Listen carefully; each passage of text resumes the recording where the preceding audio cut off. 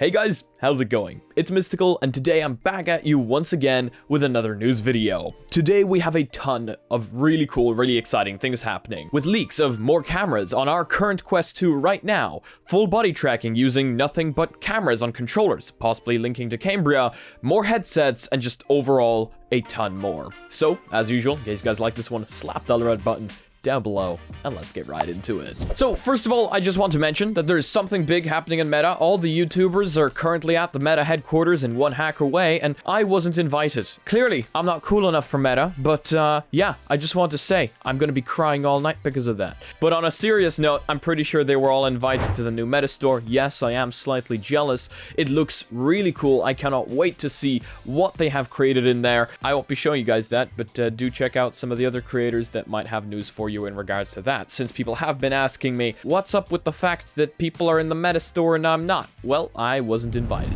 Either way, Cambria is going to be huge. So we have a ton of new leaks and information regarding the Meta Cambria. Not only the fact that it is supposedly going to release in September of this year, but we also have a rough price estimate, well, not really, but you'll see in a second, as well as the fact that it is going to be an incredibly powerful headset with 12 gigabytes of RAM. So Project Cambria is to have 12 gigabytes of RAM, import logs suggest. Project Cambria was announced in late October at the Connect event of 2021. Cambria is not a Quest 3, it is more of a professional headset aimed at professionals and businesses, but that doesn't mean it cannot be used for gaming. With features like face and eye tracking, a lot of gamers are going to be quite interested in it. Import logs found by Sadly It's Bradley, Reggie04, and Samulia reference a shipment sent to Meta in March of Seacliff BCM with 256 gigabytes / 12 gigabytes, and that / 12 gigabytes is usually in relation to RAM, and that first part is usually in relation to data storage in the description. Seacliff being the codename for Project Cambria. Sadly It's Bradley also says there's a source claiming the Quest OS will be heavily optimized and separated into many independent systems to enable 3 key features: suspending 2D and VR applications so you can launch either app and resume your progress seamlessly later, anchoring windows to different areas of your home space, with other areas suspended. System Windows API, beta, letting developers put system dashboard windows, including the browser, into their applications. I mean, this is all building up to the fact that it will be an XR-related headset. You will have that fully blown color pass-through and a ton more. Overall, I'm super excited for Project Cambria, but I do feel like we have to talk about the price point, as the next VR headset from Meta should be priced significantly higher than an $800 headset. Today I was scrolling through Twitter, and I think somebody, and I don't exactly remember who this was, but put it perfectly. People are only now beginning to realize how underpriced the Quest 2 was/is. The Quest 2 is a super cheap headset for what it gives you. The Meta Cambria, on the other hand, being a headset aimed more at professionals and businesses, doesn't exactly have to do that. So while we were hoping for another cheap headset from Meta, this isn't going to be it. This is not the Quest 3. This is going to be a headset basically zero compromises, hopefully, or very little compromises, meaning it will not be cheap. Now, with a ton of people still wanting to purchase it, even if it's over that $800 mark, especially if it's going to quote-unquote replace your laptop eventually, this is going to be interesting. Earlier today, in a report from The Information, subscription required, 2 people familiar with the matter suggested Meta is targeting a $799 price for Cambria, alongside sources indicating Meta plans 3 additional VR headsets to release by 2024. However, a Meta spokesperson indicated to The Information that Cambria's price would be significantly higher than that. So I guess the question here prevails. I asked it on Twitter, and I'll ask it here once again. Judging by the amount of features and things the Meta Cambria will be able to do, how much are you guys willing to spend on the Cambria? And are you interested in buying it for gaming, even though that is not its original application? Do let me know down below. I love hearing your guys' opinions, and how much roughly do you think the Cambria is going to cost? I think a price of maybe $1,000 to $1,200 is something they might be aiming for, but it could be much higher, especially with all the features it is supposedly going to have. Kind of bouncing off of that, Meta is planning to release 4 headsets by 2023 and 2024. Oh, slated for 2023 and 2024. This is super exciting and super interesting, as I think we're beginning to get into the kind of phone lineup, where one company releases like 6 phones every year, which for some people is great, and for some others, people hate it, because because, I mean, you buy one thing one year and then the next year some brand new thing comes out. I've been having that with phones for ages. I mean, this is my OnePlus 8 Pro. A month after I bought this, the OnePlus 9 came out. But that's just what happens. I've had this phone for 2 years, it's still fantastic, and that's usually the case with headsets as well. The Quest 1 is still a fantastic headset, with many people using it. The fact that Meta isn't allowing certain games to run it is a whole different story. But Meta is planning on releasing new versions of the Quest headset in 2023 and 2024, the information reports.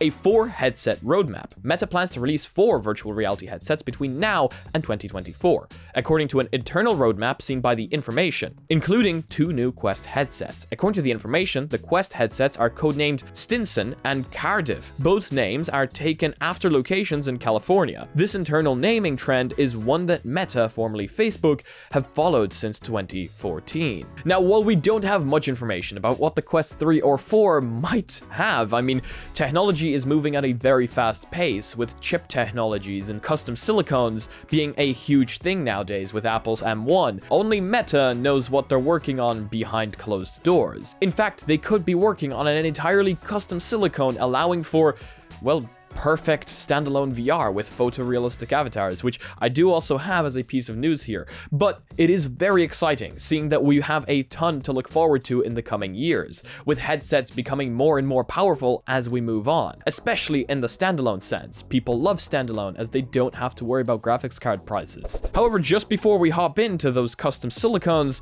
we have a Quest 2, codenamed Crimson. P0 was found in V40 firmware. This is by Sadly It's Bradley, also known as Bradley Lynch, on Twitter. The only difference so far between it and the DVT we all know is that it adds 2 cameras. This is super interesting. A Quest 2 with only difference being added 2 cameras? This can mean a ton of things, actually. It could mean an entirely new headset. But what Bradley posts underneath that is that it could just be an accessory to the Quest 2 that we currently have right now, allowing for color pass-through. How incredible would that be? Yes, the Quest 2 has a USB Type-C port, allowing for pass-through charging and USB data at the same time, as I've proved with a USB hub. So, theoretically, yes, they could add an accessory that would give us that treasured colored pass-through that we've been wanting for a while now. People have been asking, would this be possible by like slapping a GoPro on the front and overlaying the colors over our current pass-through? I think that would be more trouble than it's worth. But if Meta was to release an official accessory that we can snap on and it would connect using Wi-Fi Direct, or, well, Bluetooth has latency sometimes, or USB Type-C, I would be all in. Let me know what you think down below. Now, talking about the prototype, and this is a prototype, custom silicone for photorealistic avatars on standalone. Researchers at Meta Reality Labs have created a prototype VR headset with a custom-built accelerator chip specifically designed to handle AR processing to make it possible to render the company's photorealistic codec avatars on a standalone headset. This is creepy, but also really cool, as a lot of people think you need photorealism in VR in order to trick your brain that it is real. Now, to me, that hasn't been a thing for a while now. I'm able to get immersed in whatever I join in on. But, okay, don't take that out of context. But it would still be really cool to see Meta create a custom silicone and get those photorealistic avatars working. I've been a huge fan of photorealism wherever it is, as it really does help with immersion.